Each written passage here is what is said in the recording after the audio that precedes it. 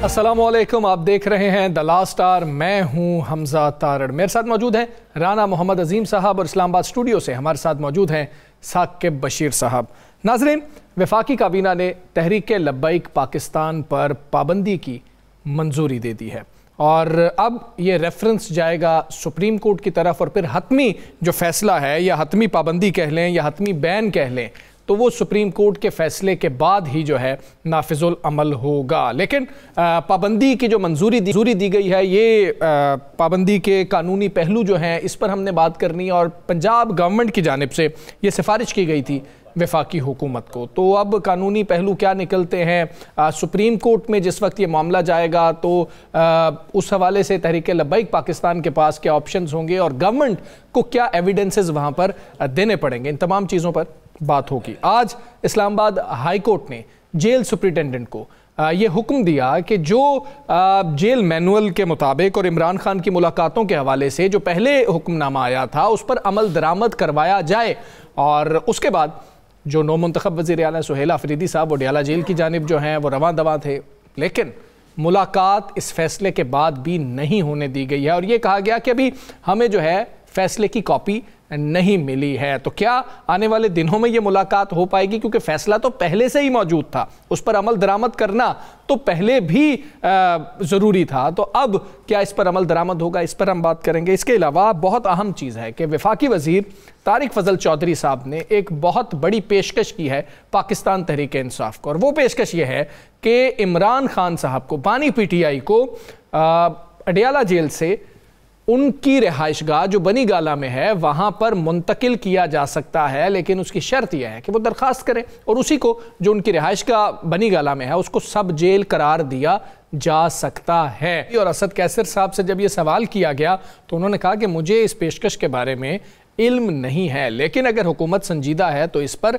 सोचा जा सकता है। लेकिन फैसला बानी PTI इमरान खान ही करेंगे और पार्टी जो इस पे पॉलिसी रखेगी बाद में ही बताई जा सकती है, लेकिन सोचा इस पर जा सकता है। राना साहब, सबसे पहले इस पे बात कर लेते हैं, मुलाकात पे भी बात करेंगे। ये जो पेशकश आई है, जो आगे से रद्द-ए-अमल आया था कि जी कि ये सिर्फ ये चाहते हैं कि ऐसी कोई दरख्वास्त आ जाए, बाद में डंडोरा पीटा जाएगा, जी देखें ये क्या चाह रहे हैं, लेकिन उस पर अमल दरामद नहीं होगा। आप क्या समझते हैं कि ये कुछ संजीदा पेशकश है? बिस्मिल्लाहिर्रहमानिर्रहीम, अस्सलातु वस्सलामु अलैका या सय्यदी या रसूलल्लाह, अस्सलातु वस्सलामु अलैका या सय्यदी या हबीबल्लाह। ताजदार ख़त्मे नबूवत जिंदाबाद जिंदाबाद जिंदाबाद। मुझे उनकी गुफ्तगू पे भी हैरत है और मुझे इस सवाल को सुन के मज़ा भी आ रहा है। अच्छा वो क्यों? उसकी वजूहात है, इनके बस में है क्या? जिस मुल्क का वज़ीर आज़म कहता है बकौल सुहेल अफरीदी कि मैं पूछ के बताता हूँ, तो उस मुल्क का वज़ीर क्या बनी गाला शिफ्ट कर सकता है? चले मान लें, ये भी मान लें, चले अहमद वैस साहब ने तो उसका जवाब दे दिया ना, मान लें ये बनी गाला शिफ्ट कर देते हैं, ठीक है, कहते हैं वहाँ पे लूडो खेलें, जो मर्जी करें। और जिस हुकूमत में हाई कोर्ट के चीफ जस्टिस के अहकामात को नहीं माना जाता, पहली दफ़ा नहीं, दूसरी दफ़ा नहीं, तीसरी दफ़ा है ये, जहां पर किसी किस्म की अदालतों के हुक्म की तामील नहीं होती जो बानी के हवाले से या उनके हक में हो, ठीक है, तो वहां पर इनकी बेचारों की क्या है यार। बात वो एक शेर है ना, मजनू जो करे दिले इंसान की हकीकत, उस शौक ये गुफ्तार पे तनकीद का हक है। मैं शकायात नहीं करता, याद दिलाता हूँ कि भूले हुए इकरार पे तनकीद का हक है। ये क्यों भूल गए हैं कि इनके लिए क्या क्या नहीं होता था, ये क्यों भूल गए हैं? आज इनको याद आ गया कि डयाला में 8000 कैदी हैं। हाँ जी। तो जब मियाँ साहब थे वो तो 350 कैदी सन, क्यों कह रहे हैं नई जेल भी इसीलिए बना? नहीं, तो मुझे बताएं ना, मैं तो नई जेल की बात ही नहीं कर रहा, मैं तो ये बात कर रहा जब मियाँ साहब वहाँ पे कैद थे तो 350 कैदी थे। क्या वहाँ पर उस वक्त जो मुलाकात करने आते थे तो आपके कारकुन नहीं आते थे? अगर आप यहाँ तो ये माने कि आपके कारकुन नहीं आते थे तो फिर आपको मान लेना चाहिए कि उसके कारकुन हैं बानी तहरीक इंसाफ के। आपको मान लेना चाहिए कि इतनी तमाम तकोदौर के बाद भी कि उसको आपने जेल में रख दिया, सब कुछ कर दिया, फिर भी उसके पीछे लोग आते हैं, तो फिर क्यों नहीं लीडरों से मान लेते? फिर आपको क्या है, अगर आप तब्दील करना चाहते हैं तो आपको एप्लीकेशन की जरूरत है। आप चाहते हैं कि जनाब अडियाला के बाद माहौल पुरसकून रहे, साकिब बशीर भी जाए तो सुकून से अडयाला के बाहर जाने के बजाय बनी गाला में जाके रिपोर्टिंग कर ले, वहां पे सारा कुछ हो। तो फिर आप जिस वक्त चाहें, अगर आप अटक से आपने बनी गाला, अटक से आपने अडयाला इमरान खान की दरखास्त पे किया था, आप जब चाहेंगे उसे उठाएंगे, जिस जगह आप रखना चाहेंगे रख देंगे, नियत होनी चाहिए। नहीं तो ये पेशकश आई क्यों, मतलब कि ये संजीदा बात या टीवी पे खबर नहीं बनानी। पेशकश ये है कि अभी कोई कह देता जनाब बिल्कुल हम तैयार हैं। याद है आपको पाक भारत जंग में, हाँ जी, एक एप्लीकेशन गई जी, उसके बाद लोगों ने कहा लो जी खान साहब ने, हालांकि वो खान साहब की तरफ से नहीं थी जी, खान साहब ने जब पैरोल पे रहाई का कहा, वो कहा अफगानिस्तान के मामले जी, ठीक है। उसके बाद जिस शख्स ने ये कभी नहीं कहा कि मुझे अस्पताल ले जाए, जेल के अंदर एक अस्पताल होता है जिसे दूसरे अल्फाज में एक कैटेगरी कहते हैं, जिसके अंदर बहुत से सियासतदान रहते हैं और आने वाले वक्तों में रहेंगे। ये इमरान खान न्याजी आखिरी कैदी नहीं है, ना ये पहला कैदी है जी जी। इस मुल्क के अंदर सियासी हवाएं तब्दील होती हैं, और जब सियासी हवाएं तब्दील होती हैं तो फिर बहुत से लोग जाते हैं। फिर ये जो कानून बनाया जा रहा है ना, ये जो दावे किए जा रहे हैं, और भाई दावे करने वालों से सब इतना पूछ लें कि आप इनमें से किसी एक चीज पर अमल करवा सकते हैं। खोखर साहब ने हंस के ठीक कहा, अहमद अवैस साहब ने भी ठीक कहा। अगर ये चाहते हैं कि अडयाला के बाहर रश ना लगे, अगर ये चाहते हैं कुछ ना हो और बनी गाला वो शिफ्ट हो जाए, तो यार अभी रात को वैन लाए। वो क्या उसने कौन सी मुज़ाहमत करनी है? वो बाहर के रश से भी तंग है, अंदर के रश से भी ना वो तंग लग रहे हैं। साकिब साहब असल बात करें, जिससे तंग है ना वो तंग इससे है कि यार इसे गिराते हैं ये गिरता नहीं, ठीक है, इसे मारते हैं ये मरता नहीं। ठीक ठीक भाई वो बात सुन ले मेरी, आप भी ठीक ठीक रान साहब उनके साकिब साहब से भी सवाल पूछना है। साकिब साहब कह रहे साढ़े दुश्मन है, उन्होंने सच्ची गाली करनी है। बात बड़ी सिंपल सी है, बात यह वो कैद है, उसका नजरिया आजाद है। ये जो लोग बातें करते हैं ना वो आजाद है, उनका नजरिया कैद है। सब फर्क इतना। ठीक हो गया। अच्छा साकिब साहब, ये टीएलपी पे बतौर सियासी जमात पाबंदी का जो काबीना का फैसला है, काबीना ने मंजूरी, ये भी कहते हैं दूसरी दफा पाबंदी, इसके बाद, हाँ जी दूसरी दफा पाबंदी है 2021 के बाद। इसमें अभी कौन से कानूनी पहलू हैं या पेचीदगियां हैं जो अभी हायल होंगी, सुप्रीम कोर्ट की तरफ मामला जाएगा, और हुकूमत को क्या सबूत दिखाने होंगे सुप्रीम कोर्ट में? एक तो हमजा बड़ी क्लियर चीज़ है, जो पंजाब हुकूमत की बात की जाए या वफाकी हुकूमत की बात की जाए, तो आज जो है वो 23 अक्टूबर है, तो 23 अक्टूबर को हम 23 सितंबर तक चले जाए तो मेरे ख्याल में 23 सितंबर से पहले ऐसी कहीं डिस्कशन नहीं थी। ये एक एडमिटेड चीज़ है, हुकूमत की जानिब से कोई चीज़ जो है वो सामने नहीं लाई गई थी। ड्यूरिंग जो एक एहतजाज था, उस एहतजाज के दौरान या उसके बाद हुकूमत की जानिब से इस पर जो कुछ शवाहिद जो मीडिया के सामने रखे गए, अब उन शवाहिद की क्या हैसियत है वो सुप्रीम कोर्ट एग्जामिन करेगी। आर्टिकल 17 है आइन का, और इलेक्शन एक्ट 2017 उसमें भी ये दो जगहों पे इसका जिक्र मौजूद है। एक तो कौमी सलामती, कौमी वकार, या उसके खिलाफ कोई सियासी जमात चली जाए, या फिर यह है कि दहशत गर्दी की कार्रवाइयों में मुलविस हो जाए, या फॉरेन एडेड पार्टी हो, यानी कि कोई गैर मुल्क जो है वो उसको फंडिंग कर रहा हो, या गैर मुल्की पार्टी फंडिंग कर रही हो, तो फिर उसके खिलाफ हुकूमत जो है वो ये पाबंदी लगा सकती है। वफाकी काबीना ने इसकी मंजूरी दी है। अब इसका बाकायदा नोटिफिकेशन करना पड़ेगा, डिक्लेरेशन देना पड़ेगा।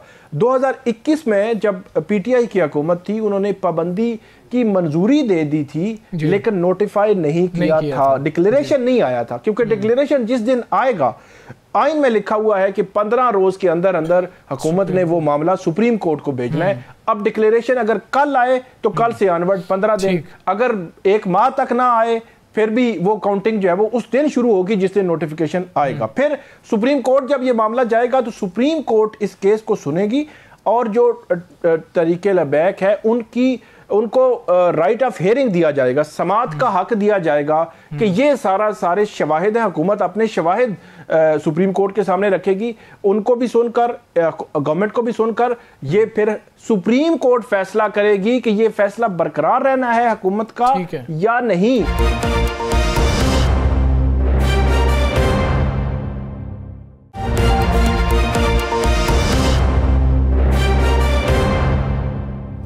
वेलकम बैक जी। आज इस्लामाबाद हाई कोर्ट ने जेल सुपरिटेंडेंट को यह हुक्म दिया है कि इमरान खान से मुलाकातों पर जो फैसला आया था उस पर अमल दरामद किया जाए। उसके बाद जब वज़ीर आला जाते हैं तो फिर मुलाकात नहीं होती। अब सवाल यह है कि ये अमल दरामद होगा भी या नहीं होगा, ये मुलाकात होगी भी या नहीं होगी। आज तो मुलाकात ना होने का चलें एक जवाज़ पेश किया गया। पाकिस्तान तहरीक इंसाफ इस हवाले से क्या राय रखती है, कल जलसा भी है, बात करेंगे। हमारे साथ मौजूद हैं मरकज़ी सेक्रेटरी इत्तलात पाकिस्तान तहरीक इंसाफ शेख वकास अकरम साहब। शेख साहब अस्सलाम वालेकुम, बहुत शुक्रिया आपका। शेख साहब एक बार फिर हाई कोर्ट की जानिब से तो कहा गया है, हुक्मनामा जो है आया है और ये कहा गया कि जी मुलाकात करवाई जाए और जिस तरह से सलमान अकरम राजा साहब जो लिस्ट दे रहे हैं उसके मुताबिक जो है कोशिश की जाए कि मुलाकात हो, लेकिन आज मुलाकात नहीं हुई है। आप लोगों को वैसे लग रहा है, उम्मीद है कि अब हो जाएगी मुलाकात, क्योंकि बड़ी क्लियर जो है डायरेक्शन आई है? सर बात यह है कि हम अदालतों का एहतराम करने वाले लोग हैं, आइन और कानून को मानने वाले लोग हैं। ये फस्ताई हुकूमत जो मर्जी प्रोपेगेंडा करे, मगर पाकिस्तान तहरीक इंसाफ के सामने जब भी कोई मुश्किल आई है, अल्लाह ताला की इजाज़त से मांगने के बाद हमने सबसे पहले इस मुल्क की अदालतों का दरवाज़ा खटखटाया है। ये जो आप जिसको क्लियर ऑर्डर कह रहे हैं, ये कोई पहली दफ़ा क्लियर ऑर्डर नहीं है। हमारे जितने चीफ मिनिस्टर्स आए हैं इसी रिजीम के अंदर, हमारे जितने MNAs MPs गए हैं, हमारे जितने वकला, जितने लोगों ने इमरान खान साहब से मिलने की कोशिश की और उनको अदालतों का रुख करना पड़ा, अदालत ने तो कभी ना की थी नहीं है। ये जो तुसी ऑर्डर दस रहे हो, ये नाल दे 500 बंदे को ऑर्डर नहीं, मेरे 8 MNAs को ले नाल दे ऑर्डर नहीं। अली यमीन के पास ऐसे 3 ऑर्डर मौजूद थे, जिसके बावजूद उसको फिर सुप्रीम कोर्ट में जाना पड़ा है। इधर हमारे भाई सुहेल अफरीदी को भी ऑर्डर मिल गया है, जुनैद अकबर के पास ऐसे ऑर्डर्स मौजूद हैं। मैं 12 MNAs को जानता हूं जिनके पास ये ऑर्डर्स मौजूद हैं, मगर अफसोस की बात यह है ऑर्डर कर दिए जाते हैं। वहाँ अडयाला में बैठा एक सरकारी मुलाजिम जिसको जेलर कहते हैं, under the directions of Punjab हुकूमत, बिकॉज प्रिजन इज अ सूबाई महकमा, चीफ मिनिस्टर इन्हां दा वज़ीर आज़म, वो एक 16वें 17वें स्केल का अफसर जोड़ा है, वो हाई कोर्ट के ऑर्डर्स को हवा में उड़ा के फेंक देता है। आप जो कह रहे हैं, उन्होंने कहा है सलमान अकबर राजा साहब इसको रेगुलेट करें, तो मैं थोड़ी इत्तला वास्ते कर दें तो उन्हें पता रहेगा, याद रहेगा। पहले भी ये जो सिस्टम बना है ना सर, लिस्ट का 6 आदमियों के नाम का, वकला, रुफका और फैमिली। रुफका के अंदर पॉलिटिकल हमारे जो लोग आ जाते हैं, जो पिछले 10-12 महीनों से मिले, 10 एक महीने उन्होंने तो मुलाकात ही नहीं हुई ना, सिर्फ वही नहीं, पूरी रुफका सियासी रुफका वाली मुलाकात है, ठीक है सर। अच्छा, ये भी on the direction of courts हुआ था, ये एक कोर्ट डायरेक्शन के तहत ये सारा काम रेगुलेट हुआ था, इसी इस्लामाबाद हाई कोर्ट की डायरेक्शन के ऊपर। ये तो दोबारा उन्होंने रीडायरेक्ट किया इतने महीनों की। अच्छा, आपको पता है कि एक दफा पिछले चीफ मिनिस्टर ने कंटेम्प्ट ऑफ कोर्ट भी इन्वोक की थी कि जनाब तुसी ऑर्डर दिता सी ए देखो सानू मिलने नहीं देते। तो मैं हैरान इस बात पे हूँ कि क्या हमारे जो जजेस हैं और हमारे लिए बड़े ऑनरेबल हैं, खान साहब कहते हैं कि मैं इन्हीं अदालतों से इंसाफ लूंगा, और बार बार हमें यही कहते हैं कि इन्हीं अदालतों में जाओ। देखें कि आपको इंसल्ट फील नहीं होती कि आपका फैसला, आपका सब एहतराम करते हैं, चाहे कोई अपोजिशन हो, चाहे कोई गवर्नमेंट हो, चाहे कोई सरकारी मुलाजिम हो, चाहे आम पाकिस्तानी हो, आपको एक आपका एक किरदार है जो आपको दिया गया है आइन के अंदर, आप मुनसिफ है, मुनसिफ आला है हाई कोर्ट के अंदर। तो क्या आपको ये फील नहीं होता कि दोनों ह्यूमिलिएट कर रहे हैं, आपकी जजमेंट्स को ह्यूमिलिएट कर रहे हैं, आपके फैसलों का मजाक उड़ा रहे हैं? ये मैं फिर कमा रद्दी की टोकरी में ये भी घिसपिट गया है सारा, दे ह्यूमिलिएटिंग यू, ठीक है सर। तो अब ये हुण मेरी बेइज्जती अगर हो रही है, उन्होंने अगर मैं आप फील नहीं करांगा तो फिर उन्होंने दूसरे तुसी कहो या मैं कहूँ तो की फर्क पैंदा जी। अच्छा शेख साहब, आज एक और फैसला जो है उसे कालअदम करार दे के बहाल कर दिया गया कि जी कोई भी सियासी कैदी सियासी गुफ्तगू नहीं कर सकेगा। तो आर्टिकल 265 की आप बात कर रहे हैं। हाँ जी, तो क्या सियासी कैदी अंदर गाने सुनाएगा? क्या सियासी कैदी अंदर क्या करेगा? तो क्या ये सिर्फ इमरान खान की, क्या ये इमरान खान की सियासी मुलाकातें रोकने के लिए है या सियासी बयानबाजी रोकने के लिए है? देखें, ये तो इन्होंने हमराना अदवार की डिक्टेटोरियल रिजीम्स की याद ताज़ा की हमने।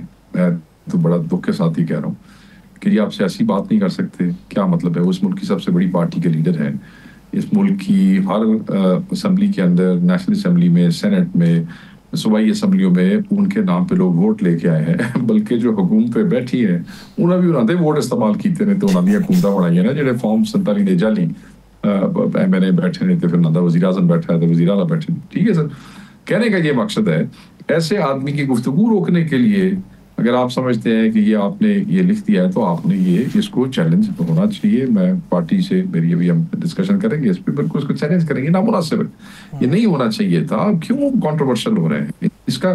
देखें, उसको आप रोक कैसे सकेंगे जब आप अडियाला के जेलर से अपना फैसला नहीं मनवा सक रहे हैं, यानी कि वो थोड़े आखे से मिलने नहीं देता किसी को। तो आप ये समझते हैं कि इमरान खान के दिल की बात, उसकी आवाज़ जो है उसके वोटर तक नहीं पहुंचेगी। चलो तुम मिलन नहीं दोगे, कोर्ट हियरिंग होगी, उस दौरान पहुंच जाएगी। और वो सियासी बात क्या, वो तो कौम की दुरुस्ती की बात करते हैं, वो तो कौम की इस्लाह की बात करते हैं, वो तो जदोजहद की बात करते हैं, वो तो आइन की बालादस्ती की और कानून की हुक्मरानी की बात करते हैं। इतने भी सियासत तो और जगह से हो रही है। असल इस मुल्क की इस्लाह, इस मुल्क चेंज, इस मुल्क तब्दीली वास्ते काम कर रहे हैं। सो मैं ये समझता हूँ कि ये भी आज तहरीक इंसाफ ने अपना ऑफिशियल मौक़िफ़ उसी वक्त इसके ऊपर दिया कि दिस इज़ हम इसको बिल्कुल ये बड़ा नामुनासिब हुआ है और हम समझते हैं कि इसको हम अदालत में चैलेंज भी करेंगे और this is reviving the dictatorial regimes policies and this is not fair. जी साकिब साहब।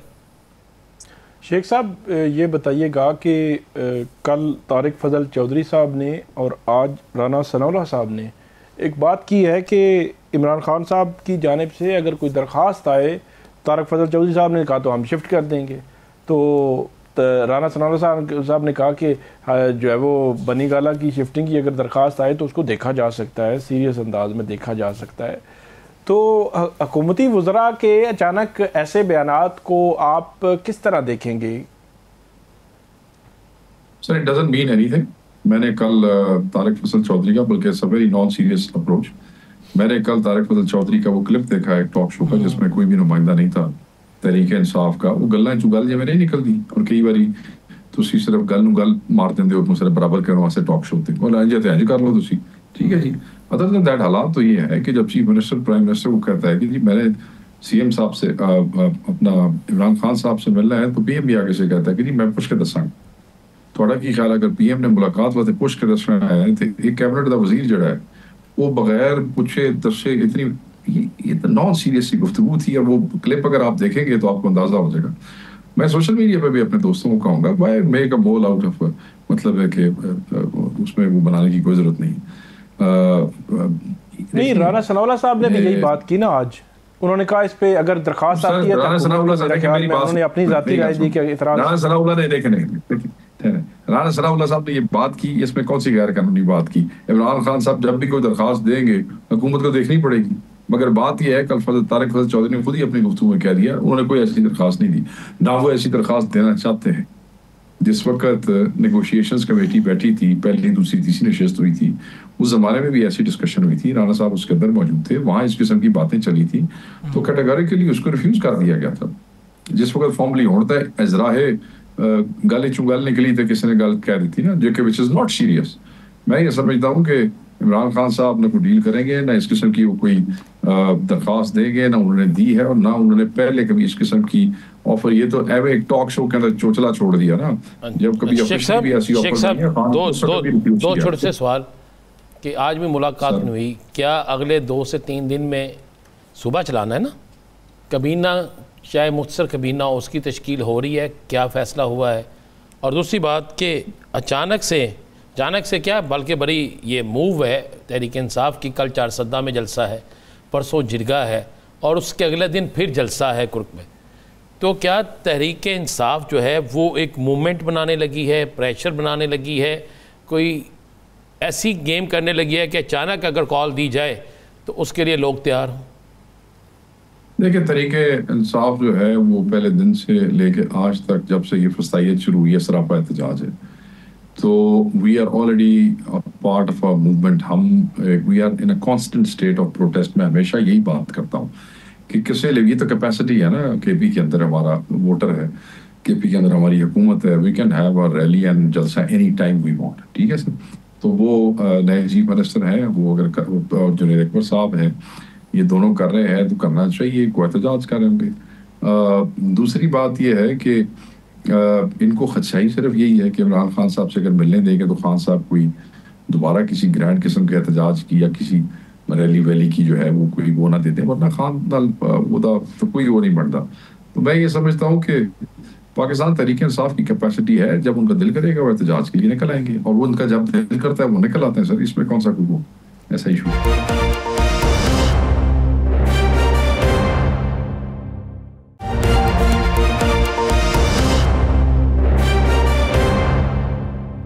सर काबीना की आप बात कर रहे हैं, सर आप काबीना के हवाले से जो बात कर रहे हैं, गुज़श्ता जो काबीना थी, पिछली काबीना थी, उनके 11 जो वज़ीर थे उन्होंने अभी तक जो है गाड़ियाँ वापस नहीं की हैं। तो जब आइन की सुप्रीमेसी की बात हो रही है और इन चीज़ों के ऊपर बात हो रही है, तो केपी के अंदर कम अज़ कम हमें ये चीज़ें नज़र आनी चाहिए हैं। एक वज़ीर है, उनके पास 8 गाड़ियाँ उन्होंने वापस नहीं की, और उनका ख्याल ये है कि शायद वो अगली दफ़ा भी काबीना में शायद शामिल हो जाएंगे, तो इसलिए अभी वापस ही ना की जाए। ये कुछ 3 सर आप अपने पार्टी से अगर पूछें तो, और दूसरा वज़ीर आला ने वैसे ये ऑर्डर किया है, उनको कहा भी है कि जी के सुहेल आफरीदी ने कि जी कि ये वापस कर दें, लेकिन शायद उनको भी उतना संजीदा लिया नहीं जा रहा है। अली अमीन साहब ने कर दी हैं, अली अमीन साहब कर चुके हैं, उन्होंने पहले दिन ही कर दी थी। अली अमीन साहब ने तो सर अली चीफ मिनिस्टर छड़ी नहीं सी, गड्डियां दे छड़ियां सन नवे chief minister, if you remember I was there then. तो मुझे याद है कि अभी the new chief minister had not taken oath and he had handed over everything to him, number 1। Number 2, मुझे नहीं पता ये कौन से हमारे दोस्त हैं वो जरा जिन्होंने ये किया है, अगर वो ऐसे कर रहे हैं तो बिल्कुल ही दे शुड नो कि जिस वक्त स्टैंडिंग कमेटीज की बात हुई थी तो इमरान खान साहब ने ट्वीट में अपना ये मैसेज किया था कि आप अपनी गाड़ियां वापस करें। 1-2 बंदों के बारे में पता लगा था कि गाड़ियां वापस नहीं हो रही। तो ये तो हमारी अपनी हुकूमत है। अगर कुछ वज़रा है जिन्होंने ऐसी गाड़ियां वापस नहीं की तो फौरन से पहले मेरी तरफ से मैसेज को पार्टी का मैसेज ही समझे, फौरन से पहले वो सारी गाड़ियां जो है वापस हो जानी चाहिए। मुझे वैसे इसके ऊपर जो केपी गवर्नमेंट का अपना कोई आदमी बात करेगा या सुहेल साहब का अगर कोई नुमाइंदा बात करेगा तो उसके पास ज्यादा इन्फॉर्मेशन होगी, ज्यादा बेहतर है। बट मेरे ख्याल में शायद अभी टेक्निकल चीजें जो है उनमें कई बंदे कहते हैं कि डी नोटिफिकेशन होने हैं, तो अगर कोई इस किस्म की टेक्निकल हिस्ट्री है तो उनको कर लेनी चाहिए। मगर खान साहब बिल्कुल इस चीज के खिलाफ है, एक दिन भी सरकारी गाड़ी तेल बिल्कुल नहीं इस्तेमाल करना चाहिए। आई एम सॉरी अगर ऐसा कुछ हो रहा है तो मेरे इल्म में नहीं है, बट नहीं सर अप्रिशिएटेड जी, आप इसको एक्सेप्ट कर रहे हैं कि अगर ऐसा कुछ हुआ है तो ये विजन के मुताबिक नहीं, और हम उम्मीद करते हैं कि विजन के मुताबिक जो अमल दरामद भी होगा। बहुत शुक्रिया।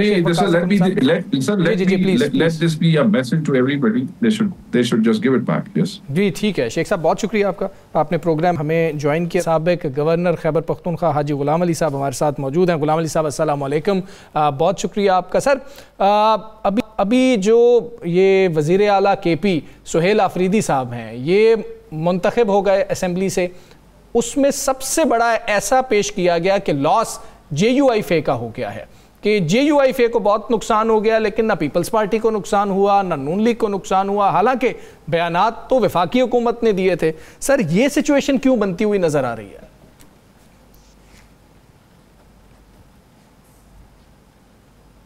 बिस्मिल्लाहिर्रहमानिर्रहीम, बहुत शुक्रिया। देखिए JUI को नुकसान नहीं हुआ, नुकसान निज़ाम को हुआ, सिस्टम को हुआ। हमने कोई ये नहीं कहा कि हमारा वज़ीर आला मुंतखब हो या हमारा बंदा मुंतखब हो। हमने क्या सिस्टम, आइन और कानून ये कहते हैं कि फर्स्ट इस्तीफ़ा मंजूर हो जाए। अब इस्तीफ़ा मंजूर ना करना ये तो निज़ाम की नाकामी है, आइन से रूगर्दानी है। तो हम तो उस सिस्टम के लिए लड़ रहे थे, और ये नहीं कि, और दूसरा अपोजिशन का ये हक है जमहूरियत में कि अगर वो किसी से मिलकर, जिस तरह आपने पहले कहा कि खैबर पख्तूनख्वा में 2 सीटें हैं, शायद पीपल पार्टी और नून लीग में इत्तेफाक के राय हो जाए तो एक ले लेंगे। अगर इत्तेफाक के राय नहीं हुआ तो सब कड़े हो जाएंगे। उधर इत्तेफाक के राय हुआ था, ठीक है, हारना जीतना यानी 49 फिगर है, उनका अपना फिगर है। तो अगर इनके साथ नजरियाती इख्तिलाफात होने के बावजूद अगर इलेक्शन होते हैं और अपना फिगर ले लेते हैं तो ठीक है, और अगर इत्तेफाक राय से भी होते तो उसके लिए एक तरीकाकार होता है कि आपका किसी से नजरियाती इख्तिलाफ ना हो, आपके पास आ जाए, जिस तरह पीटीआई सब जमातों के पास गई है लेकिन उन्होंने काम मुकाबला करते हैं। और दूसरा ये कि एक मैं ये कहूँगा कि इस वक्त हमारा मुल्क जो है सियासी अदम इस्तेकाम, माशी अदम इस्तेकाम और चारों तरफ से जो मुश्किलात है, अल्लाह ताला का शुक्र है कि अफगानिस्तान के साथ जो सीज फायर हो गया और एक मुआहिदा कतर दोहा में हो गया, इसको हम अच्छे खुशाइन करार देते हैं। लेकिन इस वक्त इस मुल्क को इन सियासी जमातों ने इस मुश्किल से निकालना है। अगर इस रियासत को हम मजीद मुश्किलात में डालेंगे, मैं केपी के हुकूमत से भी यानी अपील करूंगा, वफाकी हुकूमत से भी, वफाक पूरे पाकिस्तान के चारों सूबों का जिम्मेदार है और सबके साथ एक ही नज़र पे वो देखेगा। हमारे सूबा इस वक्त माली मुश्किलात में है, यहाँ पर दहशतगर्दी है, लॉ एंड ऑर्डर का मसला है। तो हम ये कहते हैं कि सबसे पहले वज़ीर आला पहल करे। हम भी नजरियात के लिए जदोजहद करते हैं, पीटीआई का भी हक है, बाकी जमातों का भी हक है, लेकिन नजरियात को दुश्मनी की हद तक ले जाना मेरे ख्याल में सियासत में ये अच्छा नहीं, और न सियासी जो हालात है वो इसका इजाजत देते हैं। देखो दो चीजें हैं, एक है मैदान जंग, उसकी हिकमत अमली अपनी होती है, ठीक, एक है सियासी जदोजहद, इसकी हिकमत अमली अपनी होती है। तो क्या हम मैदान जंग की हिकमत अमली सियासी हिकमत अमली पे अगर हम इम्प्लीमेंट करेंगे तो ये मुल्क और कौम के लिए नुकसानदेह है। मैं सूबाई हुकूमत से भी कहूँगा कि इस वक्त चूंकि बहुत ज्यादा मुश्किलात है खैबर पख्तूनख्वा में, पार्टी की नजरियात से आपको कोई नहीं रोक सकता, लेकिन आप 4-4.5 करोड़ आवाम के मुश्किलात को भी देखे, नौजवानों के मुश्किलात को देखे, बेरोजगारी का खात्मे की तरफ देखे। और ठीक है, इख्तिलाफ करने के बावजूद भी फेडरल गवर्नमेंट के साथ इस तरह के तरीकाकार जो हमारा हक है हमें दे, और सियासी जमातों के साथ भी ऐसा रिलेशनशिप कायम करे कि सूबे के हकूक के लिए कम से कम वो आपके पुश पे खड़ी हो। अच्छा, तो आप खुद यानी अगर हुकूमत कहते कि मैं ना मानूं, आप हाजी साहब, मौलाना साहब ने कहा था कि ये पार्लियामेंट रबर स्टैंप पे, मौलाना साहब ने बड़ी खुली खुली बातें की थी और इस्लामाबाद की तरफ मार्च का इशारा दे दिया था। ये जो बात आप कह रहे हैं ये बात बिल्कुल उससे हट के है, इसलिए तारड़ साहब ने पूछा था उसका क्या प्लान है। उससे हट के नहीं है, नहीं देखे उससे हट के नहीं है। हम कहते हैं कि ये जो एक टोपी ड्रामा रचाया गया कि सुबह इख्तिलाफ करेंगे, मुलाकात करेंगे, नहीं करेंगे, नहीं छोड़ेंगे, वज़ीर आला नहीं बनाएंगे, ये सारी हुकूमत वक्त का ज़िया और आवाम को मुश्किलात के दलदल में धकेलने की बात है। इसलिए हम कहते हैं कि मौलाना साहब ने जो कहा कि पार्लियामेंट अपनी अहमियत को की है, ये अच्छा हाई साहब, एक तो ये बता दें, हाई साहब इससे आगे चलते हैं, हम कहते हैं एक तो ये बता दें कि हाई साहब ये बता दें क्या आप लोग इस ज़िमनी इलेक्शन में किसी सियासी इत्तेहाद में जा रहे हैं, नून लीग के साथ, पीपल्स पार्टी के साथ, या आप खुद अपना उम्मीदवार लेके आ रहे हैं? और दूसरा एक मेहरबानी करके एक और चीज़ बता दीजिएगा कि नहीं हमारा मैं दूसरा सवाल भी साथ ज़िमनी ले लीजिएगा थोड़ा सा। महमूद खान अचकज़ई और मौलाना साहब के बड़े करीबी राब्ते हैं, बड़ा ज़ाती तल्लक है। तो जो आप मसालहत की बात कर रहे हैं, क्या मौलाना साहब और महमूद खान अचकज़ई मिलकर ये किरदार अदा कर सकते हैं?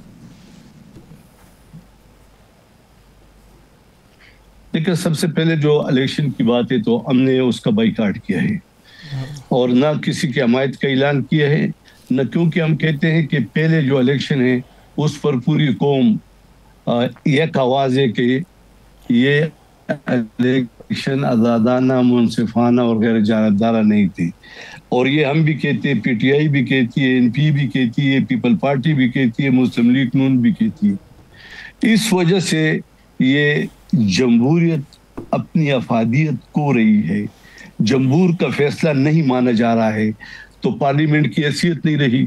बाकी रहा महमूद खान अचकज़ई साहब और मौलाना फजल रहमान के आपस में ताल्लुकात, इससे कोई इनकार नहीं कर सकता। महमूद खान अचकज़ई के साथ साथ मौलाना साहब के सियासी अंदाज में सबके साथ अपने ताल्लुकात है, लेकिन जब JUI के नजरियाती इख्तिलाफात के सामने आते हैं तो फिर रवायात, शाइस्तगी और मेहमान नवाजी के बावजूद भी अगर वो हमारे नजरियात में उसमें कोई फर्क हो तो फिर हम उनको यही कहते कि ये ठीक करे। PTI से आपने मौलाना साहब का एक 10 दिन पहले इंटरव्यू सुना होगा कि हमने PTI के साथ अच्छे रिलेशनशिप कायम करने के बावजूद भी जो उनको बताया कि हमारा और आपका पहाड़ जैसे दूरियां थी, अब हम कम करने की कोशिश कर रहे हैं, लेकिन जो नजरियाती इख्तिलाफात उस तरफ आप आ नहीं रहे। नजरियाती इख्तिलाफात को या तो कम करे या उसका खात्मा करे।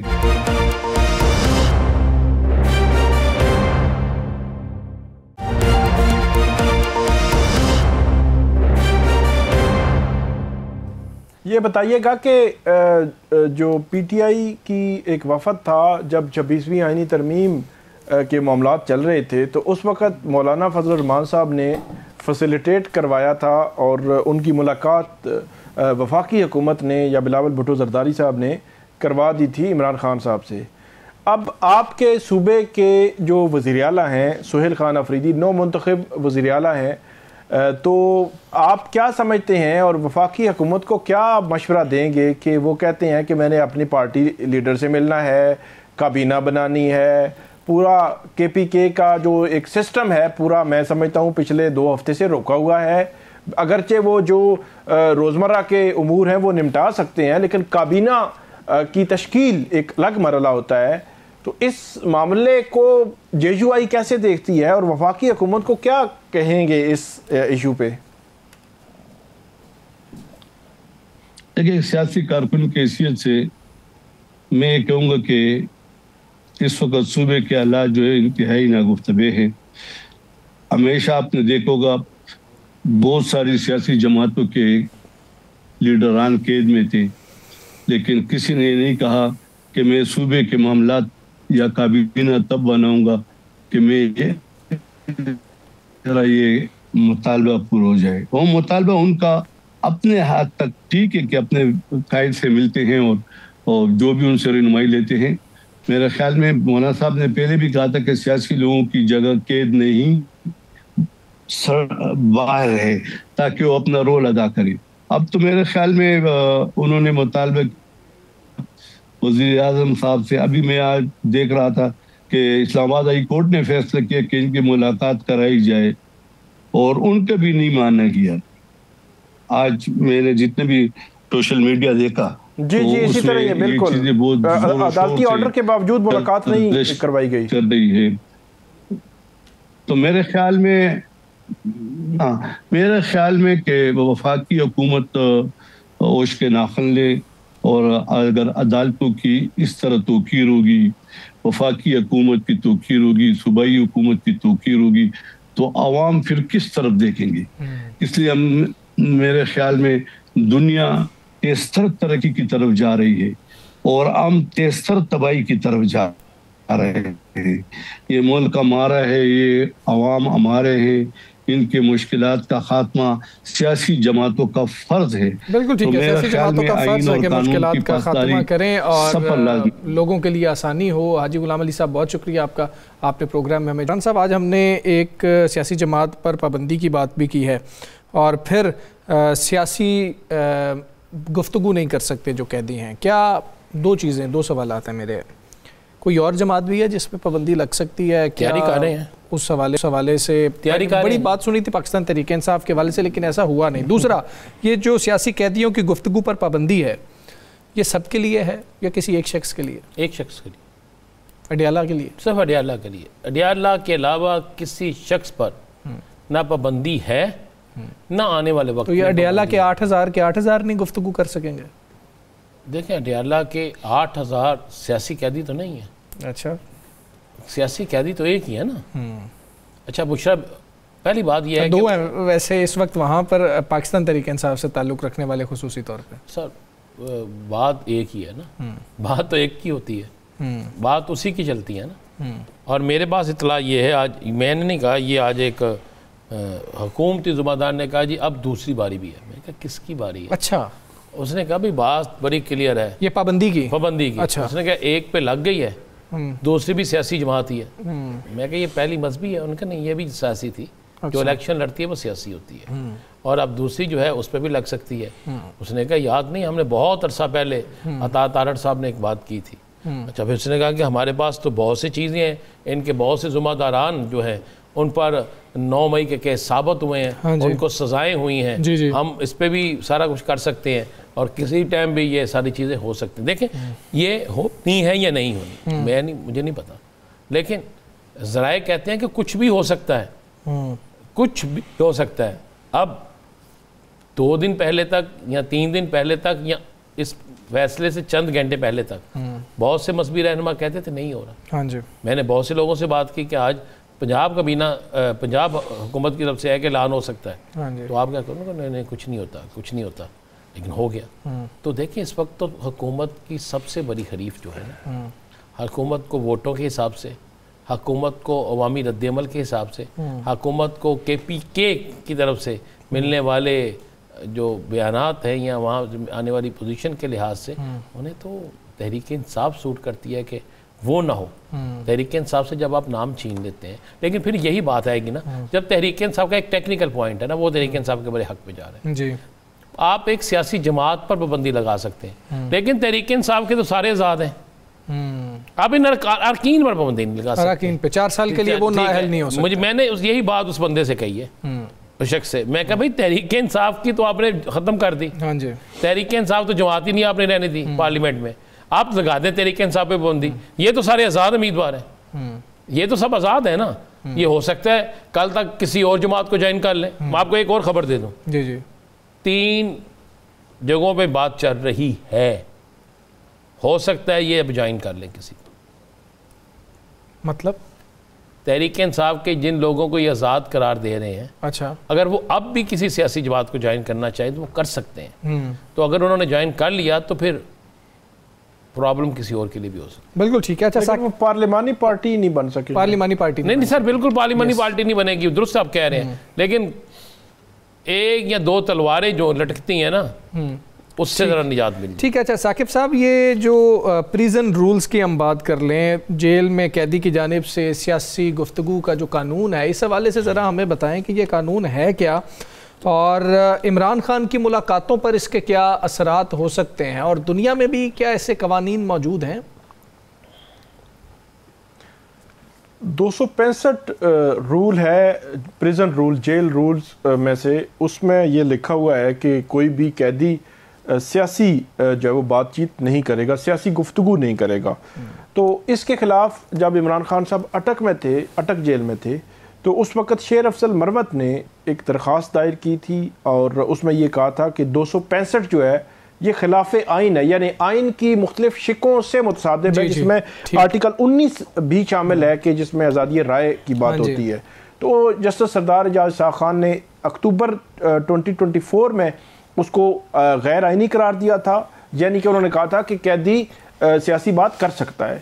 आज अदालत ने वो अक्टूबर 2024 का जो ऑर्डर था, फैसला था, उसको मुअत्तल कर दिया है, और 265 जो है रूल उसको बहाल कर दिया है, यानी कि इमरान खान साहब समेत जो दीगर कैदी हैं वो सियासी गुफ्तगू नहीं कर सकते। दुनिया में जो तरक्की याफ्ता ममालिक हैं उनमें रवाज बदल चुके हैं, उनको ये राइट्स होते हैं, मखसूस किस्म के, कुछ उनके हुकूक सस्पेंड होते हैं लेकिन कुछ हुकूक उनको हासिल होते हैं, जिनमें ये एक शामिल है। लेकिन हमारे यहाँ ये 1978 में ये कानून बना था और इसी तनाजुर में अदालत ने इसको कलअदम किया था, लेकिन आज उसको जो लार्जर बेंच था हाई कोर्ट का उसने बहाल कर दिया है। इसका असर इमरान खान की इन सियासी मुलाकातों पर भी आइंदा आने वाले दिनों में मजीद आएगा। ठीक है। अच्छा राना साहब, इसमें मेरा एक सवाल है, आप भी अपना उसमें कमेंट दे दें। हमारे जो कैदी हैं ना वो वोट डाल सकते हैं, तो वोट वो सियासी लोगों को ही डाल रहे होते हैं ना, तो आपस में अगर बातचीत नहीं करेंगे, सियासत के ऊपर नज़र उनकी नहीं होगी, उनको पता नहीं होगा, तो वो कैसे रखेंगे? अगर कोई अखबार पढ़ेगा तो उसमें सियासी बातें होंगी। तो ये जो मुतसादिम वाली बात थी ना कि दीगर जो आर्टिकल्स हैं उनके साथ मुतसादिम है, उनसे तो फिर वोट का हक भी ले लेना चाहिए। मेरा ख्याल जेल के अंदर ना अब वैसे भी वो अब फिल्में लगाने लगे हैं, तो क्यों जेल में जो टीवी लगा हुआ है उस पर तो पॉलिटिकल कोई ना कोई बात आएगी ना। वो वहाँ पे अगर आप 92 लगा के देखते हैं तो पॉलिटिकली बात आएगी ना। आप कोई और चैनल लगा के देखते हैं उस पर आएगी।